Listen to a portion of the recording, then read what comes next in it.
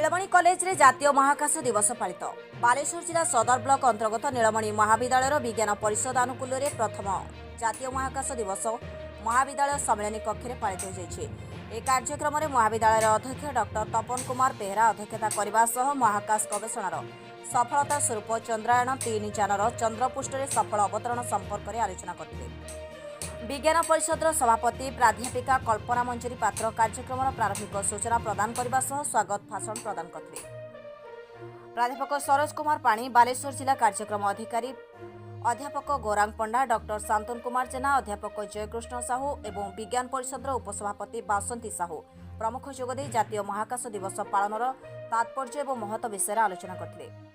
महाकाश गवेषणा, शिक्षा, कृषि, चिकित्सा, विज्ञान सर्वोपरि जनसाधारण उपकार में आसीपी बोली कार्यक्रम में मत प्रकाश पाई।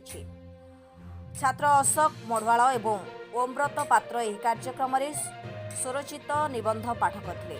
अध्यापक सत्येन्द्र कुमार पाल, श्रवण नायक, अध्यापिका रोजालीन स्वाई, श्रीधर महापात्र, जयंत मल्लिक, निरंजन महालिक एवं विकास महापात्र प्रमुख कार्यक्रम परिचालना में सहयोग करते।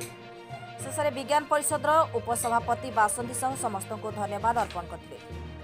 महाविद्यालय छात्र छात्री यह कार्यक्रम में उपस्थित थे। बालेश्वर जिला प्रतिनिधि विजय कुमार भूया रिपोर्ट, न्यूज 13 ओडिया।